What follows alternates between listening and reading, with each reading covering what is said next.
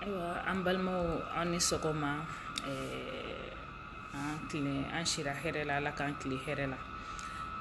sunkaloba in ala ka tɔ kuncɛko ɲuman d'an bɛɛ lajɛlen ma ala ka kuncɛko ɲuman d'an ma ala ka fusamantiyaw k'an ye yarabi ala k'an fara san wɛrɛ jama kan inshallah ala k'an fara san wɛrɛ jama kan ala k'o kɛ a ka alaya yɛrɛ kama ala k'an ka jamana suma ala k'an ka jamana kan sago ye an b'o o duwawu kɛ fɔlɔ jan'an bɛ don kuma la donc très rapidement n bɛna n da don parce que violence conjugale ye fɛn dɔ ye fɛn min ɲɔ ɲalen bɛ anw ka jamana kɔnɔ a ɲɔ ɲalen don basa anw fɛ yen les gens jouent sur deux tableaux an bɛ jouer tradition an bɛ jouer religion o tableau fila bɛɛ lajɛlen kan pour maintenir les femmes dans ça. Alors, an ɲɛ b'a la kɔsa na mɔgɔ caman niw bɛ ka bɔnɛ u niw na mɔgɔw fɛ mɔgɔ minnu qui sont censés les protéger. Les mains qui sont censées nous protéger sont en train de nous ôter la vie. Minnu kan ka kɛ anw lakanabaga ye olu de bɛ ka kɛ anw ni bɔbaga ye. An y'a ye kɔsa na jani bɛ don olu la ni sunkalo in kɔnɔ salon sunkalo fɔlɔ cɛ dɔ y'a muso faga tan Badilabugu a kɛra sunkalo fɛ a y'a to seli la a bɛ sujudi la a ye muru turu a kɔ la fo ka bɔ a disi fɛ a y'a ɲini fana k'a den faga mais ala ma den in ni labila an wulila an y'o kɛlɛw n'a fɛnw kɛ an bɛ sensibilisation kɛ pour que mɔgɔw k'a faamu cɛ muso anw tagalan de ye ɲɔgɔn ye alors o tɛmɛna ka bɔ yen an ɲɛ b'a la ça continue mais min bɛ ka ne jɔrɔ o ye de mɔgɔw bɛ ka nin fɛn in banaliser cogo min na parce que n'i tɛ muso ye n'i ye cɛ de ye i b'a bila i kunna k'i bɔra muso la muso bɛ se ka b'i la wa muso bɛ se ka kɛ e balimamuso ye donc ni o bɛɛ faralen don ɲɔgɔn kan nin ye fɛn ye fɛn min bɛ an bɛɛ lajɛlen concerné. An y'a ye kɔsa na Nafisatu Segu morikɛ dɔ ye kɛra sababu ye k'o bɔnɛ a nin na a y'a empoisonné a y'a violé a ma wuli ka bɔ a la a nin tora a la an b'o dusukasiw kɔnɔ an y'a ye tuguni Bagadaji cɛ dɔ wulila ka furumuso minɛ ni sunkalo kelen in kɔnɔ k'a da k'a kantigɛ i ko mɔgɔ b'i ka bɛgɛn kantigɛ cogo min ka muru da jɛ k'i da k'i furumuso kɔnɔ ka wuli k'a kantigɛ i n'a fɔ mɔgɔ b'i ka bɛgɛn kantigɛ cogo min ni n y'a ye ko o bɛ ka kɛ fɛn ye fɛn min bɛ ka banaliser adamadenw bolo a bɛ n jɔrɔ a bɛ n dusukun yiga a bɛ n jɔrɔ sisan tuguni dɔwɛrɛ fana wililen filɛ k'a muso ka kolongalan kɛ k'a kun ci kunu sura o kɛra kita k'a kun ɲɔɲɔ ni bɛɛ lajɛlen ye mun ye excuse jumɛn bɛ ɲini ninnu bɛɛ lajɛlen ye ko keleya ne b'a fɔ si on devrait tous tuer pour infidélité il y aura peu d'hommes sur terre franchement bɛɛ k'i yɛrɛ ɲininka en âme et en conscience e muso y'i minɛ ko joli kɛ moi je ne suis pas là c'est pour dire que mɔgɔ minnu bɛ ka nin ko in ka essayer ka a justifier ko jalousie don muso i b'a sɔrɔ muso ye nin de kɛ ça me met hors de moi c'est révoltant aw bɛ ka fɛn minnu fɔ c'est juste révoltant mais anw musow yɛrɛ nɔ don basa n'i y'a mɛn mɔgɔw ka wuli k'i dɛmɛ i ka wara la f'a kunkolo ka k'i yɛrɛ bolo anw de kan ka k'an battu ni ko ninnu a kɛra cɛ a kɛra muso ye ni furuɲɔgɔn y'i faga i furuɲɔgɔn ma n'i faga généralement meurtre avec préméditation de don a b'a labɛn de parce que a ne bɛ da ɲɔgɔn fɛ donc a b'a labɛn de donc ni waleya ninnu n'a ma kɛ de ko ka nin mɔgɔ ninnu n'i ye mɔgɔ faga peine de mort k'a fɔ ko ka taa n'a ye a ka san damani kɛ kaso la ka tila ka bɔ ale dun ye waliden bɔnɛ a nin na ni kojugu ninnu bɛ hakili jigi Fanta Seku t'a la a bɛ hakili jigi Kamisa la a bɛ hakili jigi Mariam Diallo la a bɛ hakili jigi victime tɔ bɛɛ lajɛlen na des victimes anonymes minnu t'anw ma se ka médiatiser elles sont beaucoup plus nombreuses olu bi sa don o don anw ka jamana kɔnɔ mais vraiment fɛn tɛ yen c'est-à-dire n'i y'a ye a ko bɛ ka taa hali bi a bɛ ka taa hali bi mesure dissuasive de ma ta ni mesure dissuasive taara wallahi i ti sɔn k'a kɛ ne hakili b'a la viol ko ninnu tuma cɛ dɔ ye Arabie Saoudite a video ye tour kɛ a ye denmisɛnnin musomanin dɔ violer mais u y'a minɛ k'a faga devant c'est-à-dire u y'a minɛ k'a faga bɛɛ ɲɛna je ne dis kabini o kɛra i bɛ n'a ye est-ce que mɔgɔ wɛrɛ bɛ sɔrɔ o jamana kan tugun o cɛ ye min kɛ k'i b'i nin fɛ k'i kunkolo dafalen don k'i b'a ɲɔgɔn kɛ tant que an ma bɔ social kɔnɔ ko dɔw la k'a fɔ vraiment a kana faga a ka kɛ tan a ka kɛ tan o tɛ se ka marcher ni sara ye nin de ye parce que e ye fɛn min bɔ a la e tɛ se k'o ɲɔgɔnna sara kelen i y'ale bali e de bɛ se k'i ka fɛn ɲɛfɔ ta version des faits mais i ye min faga i y'a bali à jamais ale ka se k'a ka version ɲɛfɔ i taara ta u ka so n'i t'a fɛ bilen n'a ma kɛ e ni dungo ye n'a ma k'i sago ye ka n'i tilen n'a ye kaburu don na i tilen n'a ye u ka so mɔgɔ da k'a ka segin n'a ye u ka so an bɛ k'an da de nin fɛn min kan bɛɛ bɛ k'i sigi k'a lajɛ wallahi n'i ye duga ye mɔgɔ su k'a fɔ ko duga bɔ an su kan an bɛɛ ye dentigi de an ye muso ye ni min tɛ muso ye i bɛ se ka kɛ denmusotigi ye n'i tɛ denmusotigi ye wallahi balimamuso b'i bolo wa i bɔra muso la donc ça c'est des choses fɛn minnu n'an kan ka k'a fɔ anw yɛrɛ de kan ka wuli dɛ k'a fɔ nin ko ninnu min bɛ ka kɛ tan parce que tant que nin gɛlɛya ma kɛ mɔgɔ kelen na k'o tigi t'a yira k'a médiatiser diɲɛ bɛɛ k'a ye wallahi nin ko ninnu tɛ dabila a ko tɛ dabila dɔw yɛrɛ b'a f'i ye n b'i faga n bɛ taa san 10 kɛ kaso la n bɛ tila ka bɔ ka n ka diɲɛlatigɛ kɛ et pourtant c'est vrai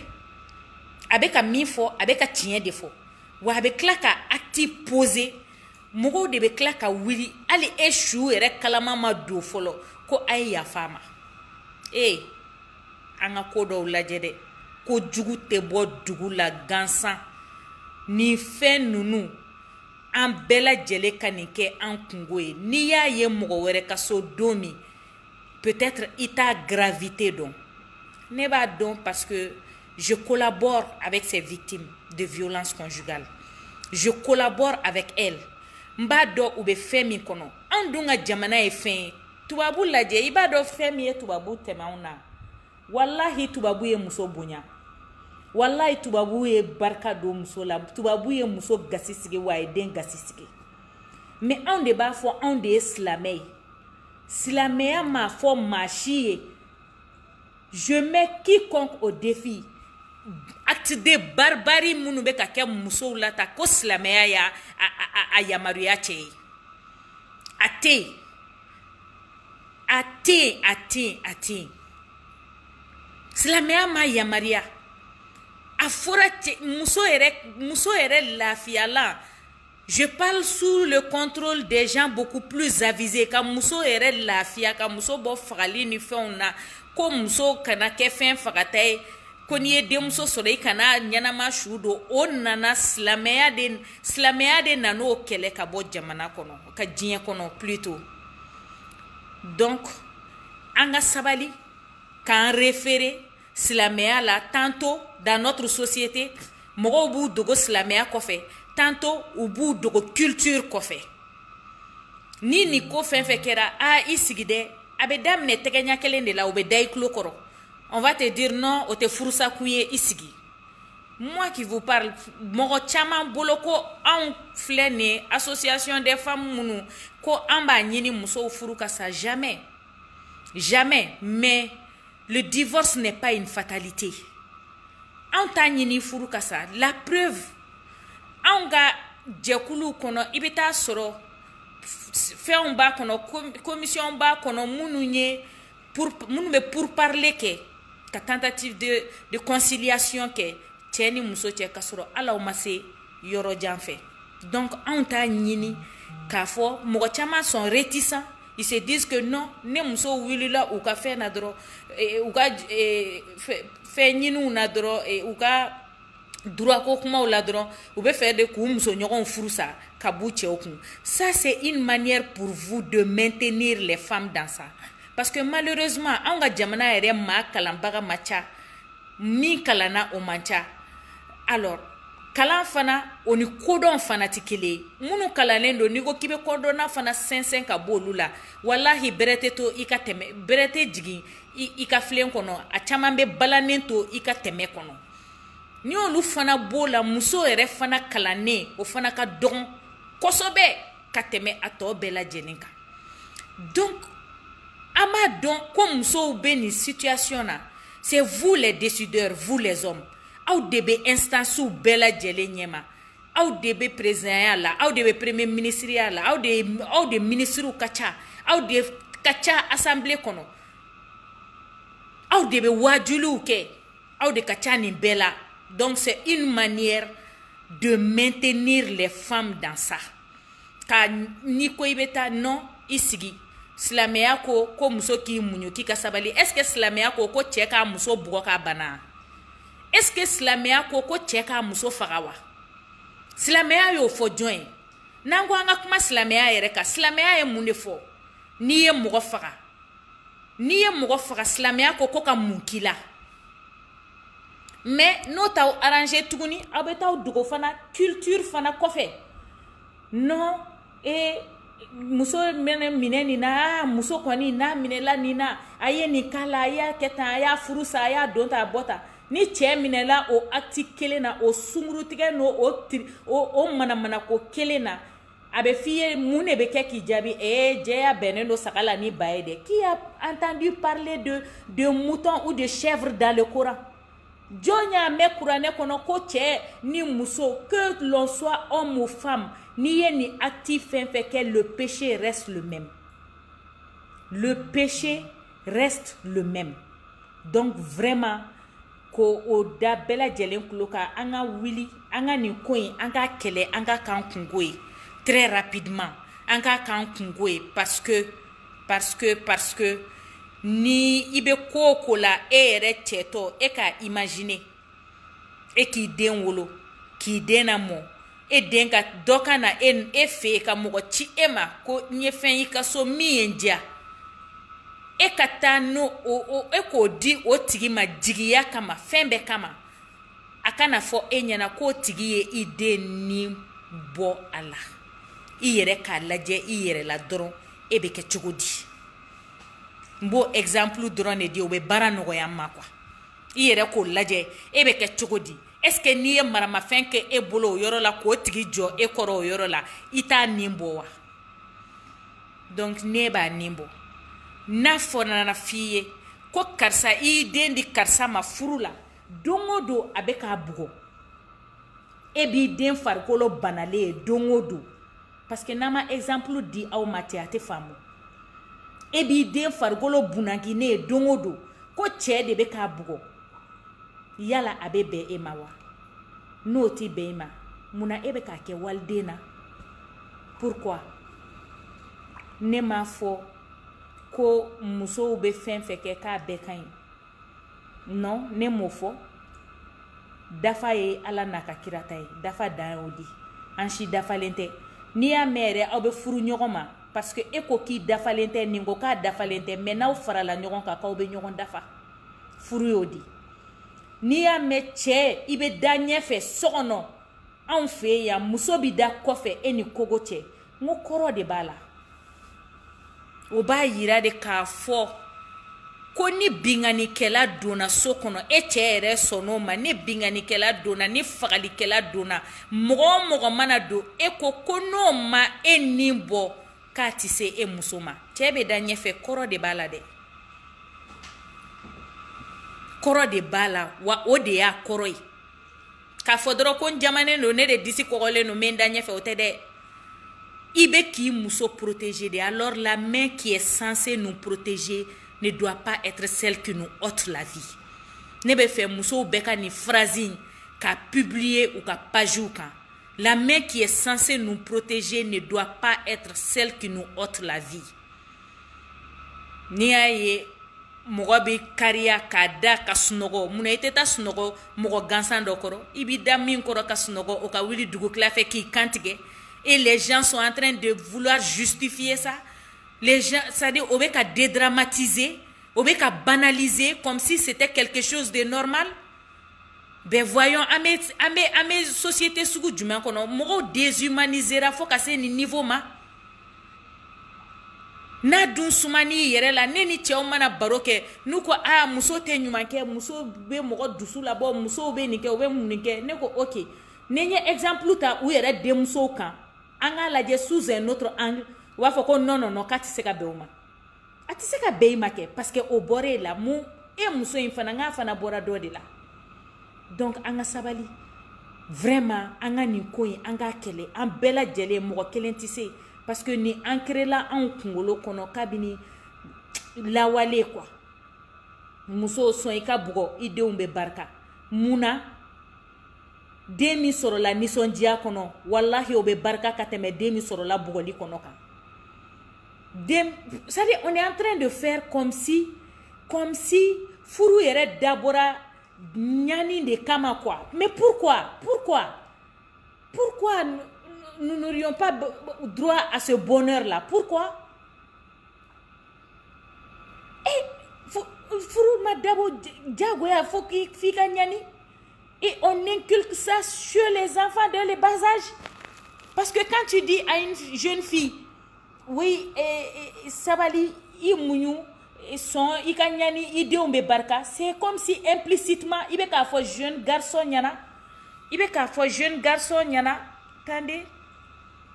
C'est comme si implicitement e be ka fɔ jeune garçon ɲana de ko non i muso la ɲani comme ça aw denw be barika c'est le message qui se cache derrière. Les gens n'ont pas conscience de ça mais c'est le message en fait qui se cache derrière.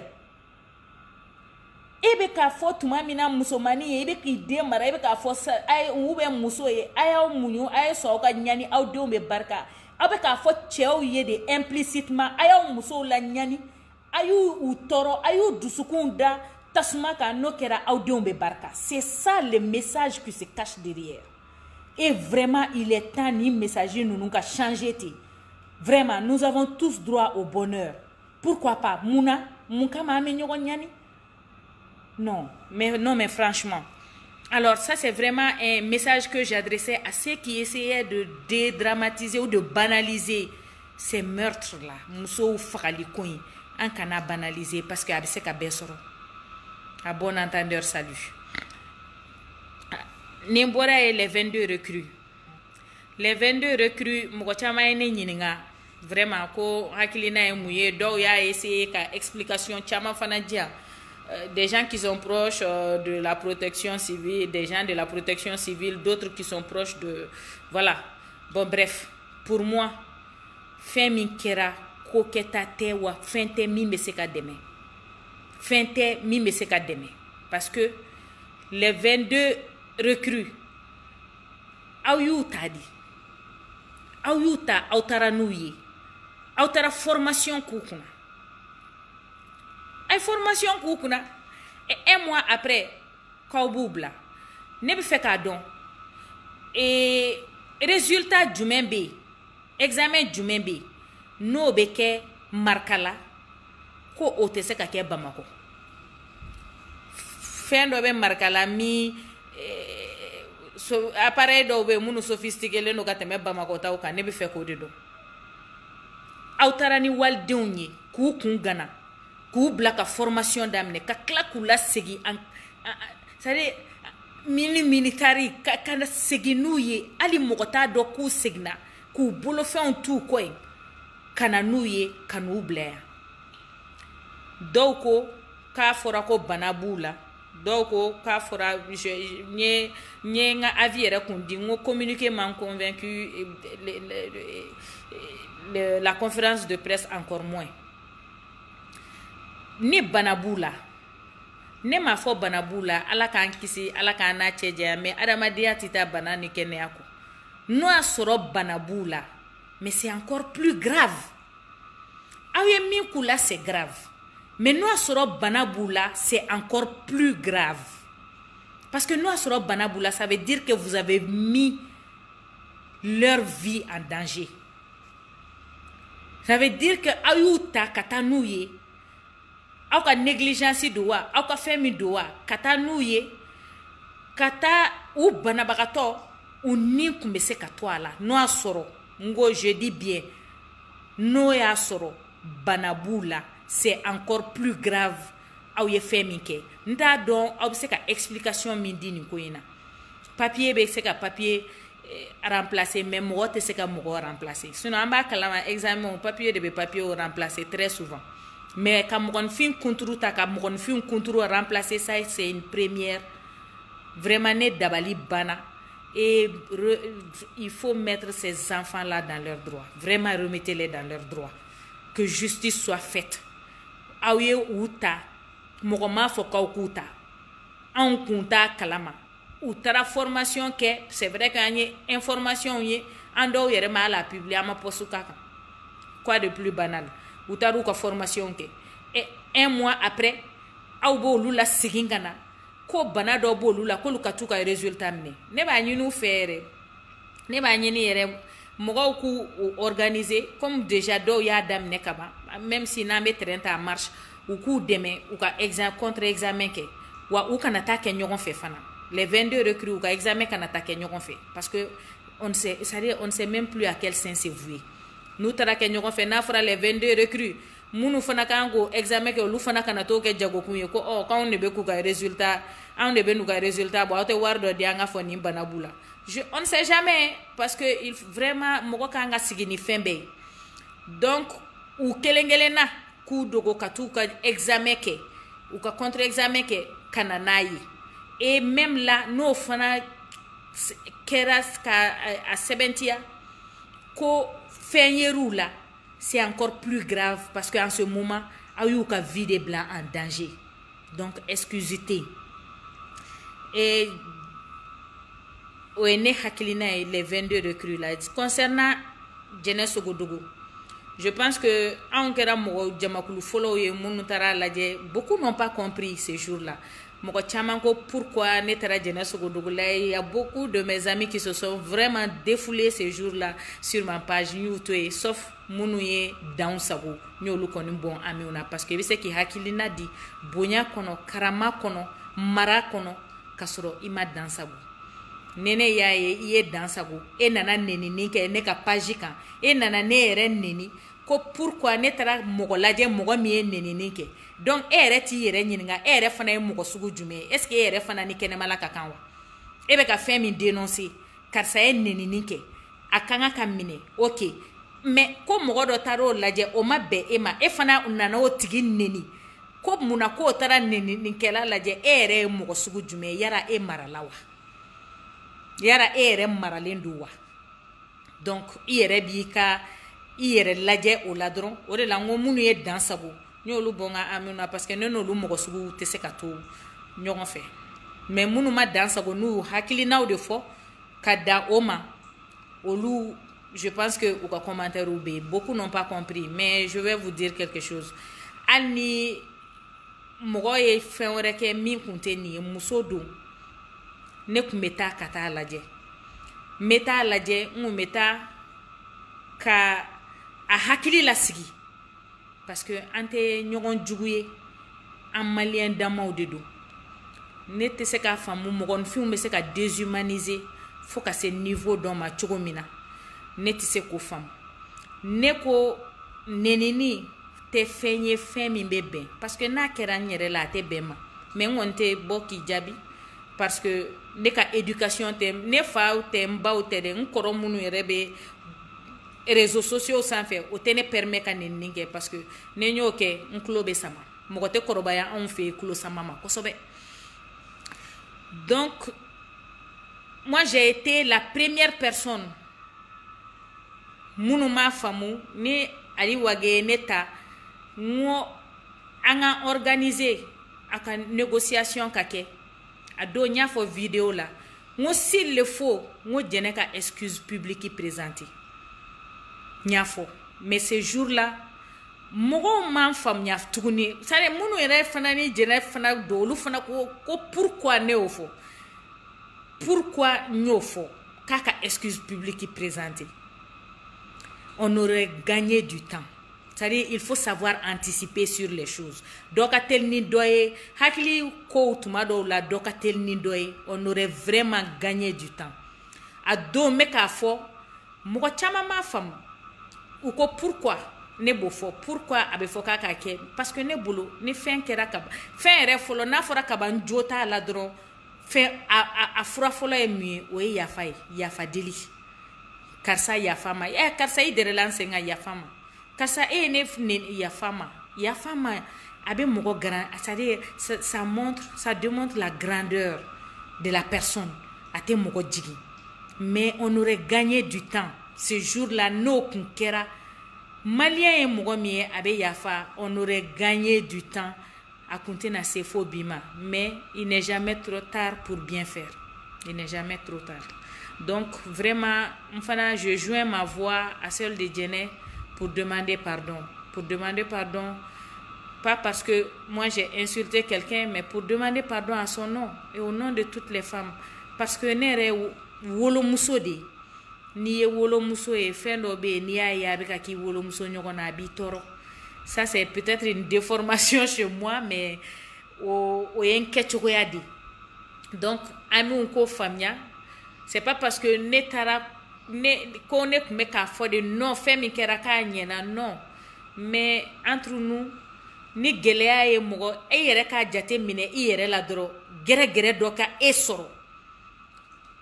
e mi me ka ne ka peut-être ni acti kama be ma je comprends mais e ka jate mine i yere la parce que nam to ka ko jate mine an yere la barabe nogoya gere do ka e soro do ka wili kata e laje o gere kono faut qu'il saite nyina o tigi ko o korote ka tigi tari la ki ye min ke ka bena mais abse ka ti laje ki ni hakili yira nyogona abse ka ti laje ka conseil ou dima ka fiye ni nyogon were kani soro i jija i ka boni kono i jija i kan ke itabule mogon fiun ami nyogon blasira de machi dafalinte mogoshi dafalinte donc affaire de Djené Sogodougou vraiment ambe la jele ba ɲini a ka bila an bɛ ala deli ala ka an n'a bɛɛ kisi ni gɛrɛgɛrɛ suguw ma gɛrɛgɛrɛw ma alors ka a demander président fɛ a ye nenini min kɛ a ma bɛn mɔgɔ o mɔgɔ bɛ nenini na ne bɛ deli k'a fɔ n ko chacun de nous en fin fait bien en bekanga kan yere considéré de comme des ambassadeurs de notre famille ibe imagine min bla ibe imagine min di mogo ma i abli kuna kibe ka ira mogo la de ko ne fani ne ba u ye ne la mo tanto di ne fani ne ba u ye ne la mo tanto di no kɛra dɔrɔn i fɛn caman be parce que o fili b'an caman sɔrɔ n'i tora ko o bili kunna to k'o message raisonner i kunkolo kɔnɔ to k'o o cogiter kosɛbɛ n'i bɛna kuma min fɔ a bili kunna n'i bɛna waleya min kɛ publiquement i bɛ k'a yira diɲɛ na a bili kunna k'i bɛ k'a yira mɔgɔw la k'i fa ni ba y'i lamɔ tantɔ de donc ni i y'o bili kunna hakili la fili caman bɛ yen i tɛ bi a kɔnɔ hakili la tuma dɔ la i tɛ dusu bila hakili ɲɛ parce que dusu bila hakili ɲɛ o fana ye ko ye ko min bɛ tiɲɛni kɛ kosɛbɛ donc vraiment ala ka an balimamuso bɔ ni gɛrɛgɛrɛ kɔnɔ ala k'a to an balimamuso ka segin ka taa a a denw kɔrɔ hɛrɛ ni baden na. C'est comme ça. Jɛnatigɛ ni fɛn min b'i da kan na i tɛ sa ni m'a ye wa ni min fana t'i da kan na i bɛ sa ka sɔrɔ i m'o ye. Donc an tɛ se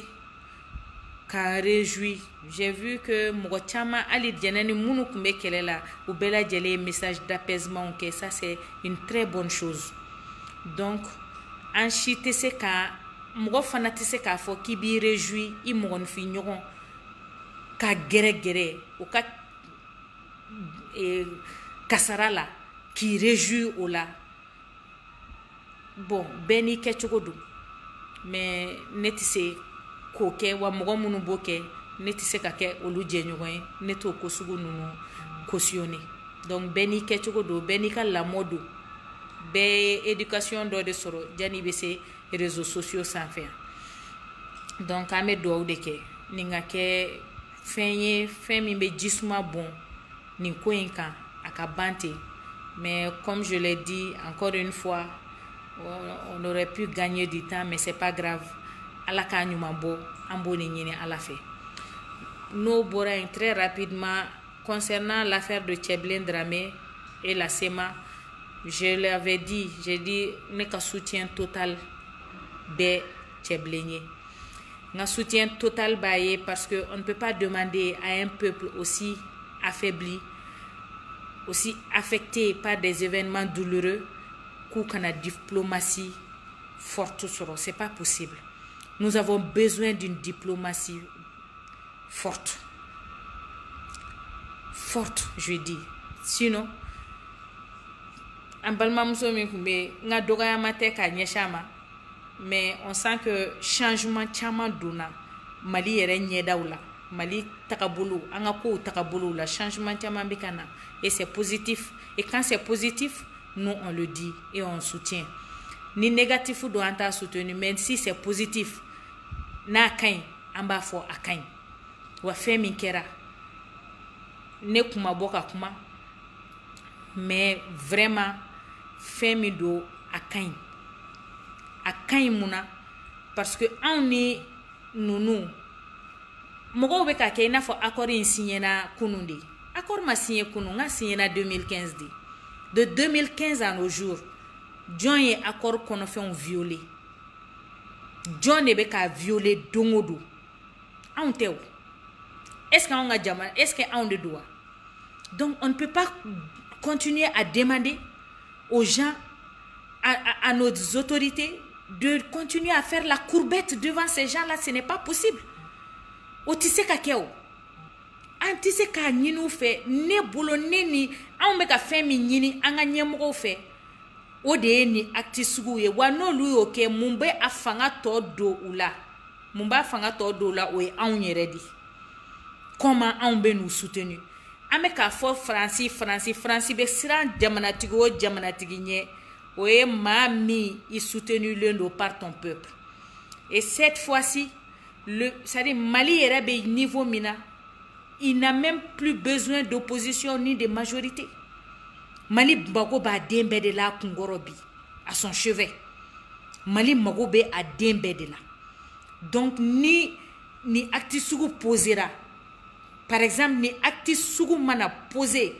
malidenw de kan ka k'a yira, c'est-à-dire la communication qui va suivre.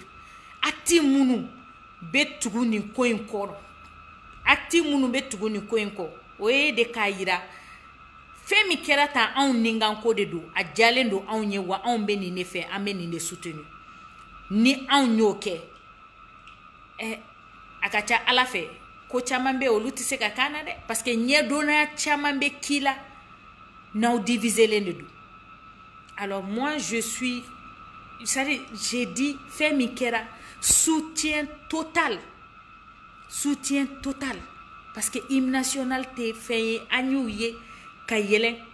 ka drapeau jenina tagama kɛra drapeau kan o bɛɛ la o mɔgɔw tilala ka taa k'olu don gouvernement na hali bi olu ma nɛgɛ mais qu'est-ce que ça a servi? Hali o yɛrɛ bɛɛ kɛlen yala o y'a to fagali dabila wa? Et kɔsa na dɔrɔn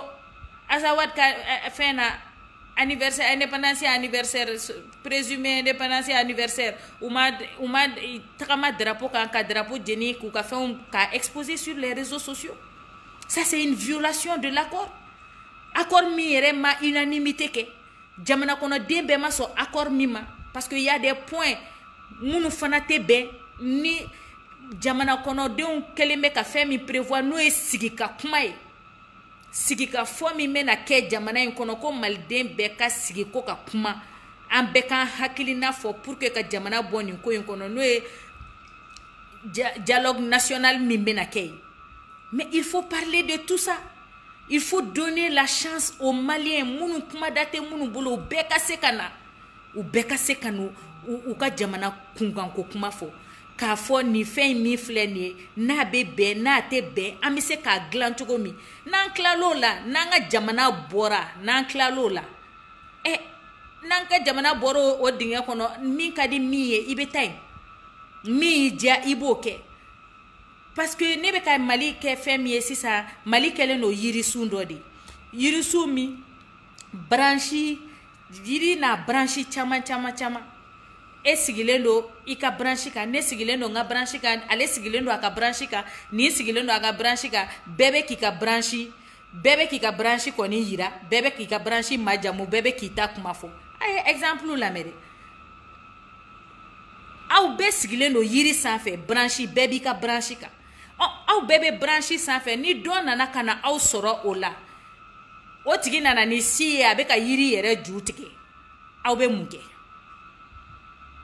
aw be sigilen do aw bɛɛ b'aw ka branchi ka don nana ni yiri tigɛla ye a be ka yiri tigɛ fa ju la a be ka tigɛ aw be mun kɛ aw ka réflexe kan ka kɛ aw bɛɛ lajɛlen ka jigin kana o tigi gɛn ko o mabɔ aw ka yiri la k'aw ka yiri makaran fɔlɔ parce que ne yiri wɛrɛ ta aw bolo fo o yiri kelen de bɛ aw bolo aw bɛɛ kan ka jigin kana aw ka yiri in sauver aw be sɔrɔ ka yɛlɛ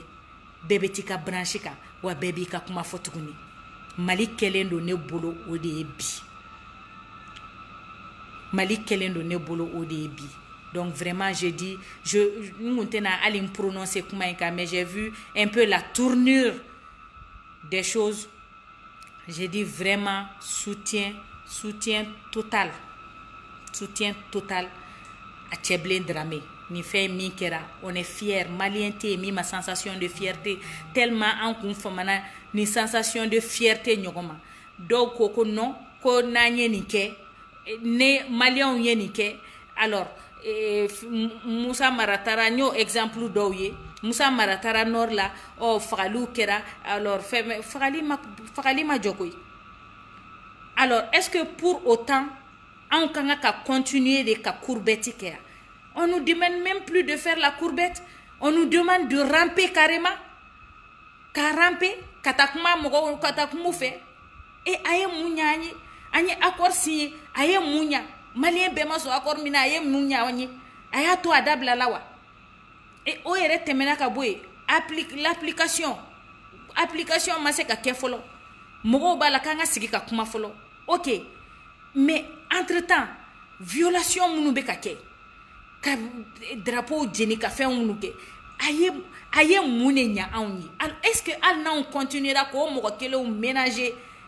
ko mogo kele on klokoro kuma duma fuye abena mune nye. Donc vraiment ni sensation de fierté minanya soro ni moi je le dis hein. Et puis franchement je pense que éducation civique et morale mi meto ka ke an kuna premier cycle la ke o kanga ka to ka ke baki sujet odi Mali kono. Éducation civique et morale wallahi akanga ka ke fin de Mali kono bagi sujet parce que amba ke premier cycle la mogo be nyina quoi amenyina l'esprit de patriotisme avec katunu yere fana quoi mogo be nyina. Donc vraiment Tcheblen soutien total anga Mali a hami bana wa mawoma ni be an kungorota k'an honneur segin ma. C'est pourquoi on dignité retrouvée. O kuma in o b'an ka hymne national de kɔnɔ, dignité retrouvée. Wallahi maa o maa y'anw dɛmɛ ko k'i bɛ ka i bila o sira kan. I ni mɔgɔ bɛ se ka taa table de négociation na. Ne yɛrɛ taara table de négociation na i kun sulilen mɔgɔ ye ou bien k'i disi kan ka taa kuma o tigi fɛ. K'i si disi kan ka taa kuma i ni mɔgɔ min kan ka négocier fɛ. Vous pensez que o tigi b'i bonya? Non. Souvent, il faut savoir hausser le ton quand il le faut. Ni kan ka fɛn min fɔ don min na o de y'o fɔ don, o de y'o fɔ tuma, o de y'o fɔ yɔrɔ ye. N'i bɔra o kɔrɔ ka taa fɔ yɔrɔ wɛrɛ, a bɛ fɔ ko ni sanu y'a don tuma jɛ k'a zira fusayara n'a ye. A fɔra yɔrɔ min na a kun kan ka fɔ yen de. A kɛra cogo min na a kun kan ka kɛ ten de. Recadreli o tɛ problème ye o. N'o b'a to i bɛ fɛn bɛɛ remet en cause, c'est pas grave. O kɔrɔ ko tu n'étais pas de bonne foi. Mais o t'a to ka an bɛ mɔgɔw bila u kana an ka jamana burujalen do déjà an bɛ ka essayer an bɛɛ k'an bolo di ɲɔgɔn ma k'a bɔ o dingɛ kɔnɔ ko k'a fɔ ko olu kan ka an majigi olu ye hali bi pourquoi u tɔ tora mun de ye bilen mun de kɛra mun de ma kɛ sa maliyɛnw ni bɔra fan bɛɛ fɛ jeli bi ka bɔn don o don donc vraiment i bɛ taa table de négociation na d'accord mais ka taa table de négociation na e tatɔ k'i si disi kan ko dɔ in k'i tagama ka taa mais pourquoi? Non, moi je ne suis pas d'accord avec ça. Je ne suis pas d'accord. N'i bɛ taa table de négociation na i n'i ka dignité ka taa i n'i ka fierté ka taa i n'i ka honneur ka taa a ka to e ta la a kana to e ta la wallahi i n'i ka dignité ka taa. N'i ka dignité y'i jɛ dɔrɔn fɛn bɛɛ y'i jɛ n'i ka honneur y'i jɛ fɛn bɛɛ y'i jɛ o sere la o ma se la o kuma tora o ta la o ma to e ta la o ni o fɛn ninnu b'i bolo ka ban i lafiyara. Donc ce sujet franchement ne kun tɛ se k'a dɔn k'a tun bɛ se ka hali polémique kɛ mais comme a y'a kɛ nous sommes obligés vraiment de sortir. Nous sommes aussi des patriotes. Comme Ami dɔ bɛ to k'a fɔ des patriotes démocrates sincères convaincus. Donc vraiment an fana bɛ bɔ k'an hakilinata fɔ k'a yira cɛbilenna a kana siran k'a yira cɛbilenna an b'a nɔfɛ parce que baara ko min ka gɛlɛn nin ko la o ye de ni i ka jamana kɔnɔdenw tɛ k'i soutenu i ka jamana kɔnɔdenw t'i nɔfɛ o de b'i sɛgɛn mais vraiment an b'a nɔfɛ an b'a soutenu tant que Mali dankari tɛ kɛ anw ka dignité la an ka honneur la vraiment an bɛ ɲɔgɔn fɛ an bɛ ɲɔgɔn bolo quoi o de kun don voilà donc je remercie tous les amis au mɛnali in na ne yɛrɛ mɛnali in na ni ko dama dama de kun bɛ nin kan ka partager ni aw cɛ an tɛ se k'a fɔ ko an bɛ taa ten hali bi an bɛ segin an kɔ k'a fɔ Jɛnɛ Sogodogo tɔgɔ la a jɛɲɔgɔn bɛɛ tɔgɔ la musow yɛrɛ bɛɛ tɔgɔ la an bɛ bɔ an bɛ excuse demander an bɛ yafa deli kɛ an b'a ɲini an ka récoltera di mɔgɔw fana fɛ nin fana y'u ka baara dɔ ye n'a kun fɔra k'a minɛla fɛn wɛrɛ la an bɛ ko wɛrɛ an tɛna an da don a la mais ni nin n'a ɲɔgɔnnaw don yafa bɛ se ka kɛ donc ni yafa bɛ se ka kɛ fɛn min na an ka yafa basa an yafara mɔgɔw ma minnu ka kirimu a tɛ surunya Jɛnɛ t'a la an yafara mɔgɔw ma an n'olu sigilen do bi minnu ye actes posé jamana in kɔnɔ u ye maliyɛn denw faga u y'u kantigɛ u ye fɛn bɛɛ kɛ mais an tilala k'a fɔ pour le pays pour la sauvegarde de notre nation pour la survie de notre nation an ka yafa ɲɔgɔn ma donc n'an sera ka yafa olu ma an ka yafa an balimamuso fana ma récoltera fana ka nin ko k'a kunko ye yaasa an balimamuso a bɛ segin ka taa denw kɔrɔ o de kun do ka da bɛɛ lajɛlen tulo kan merci beaucoup voilà hakɛto b'a kan n'an donna minnu gasi la kuma kɔnɔ merci à tous.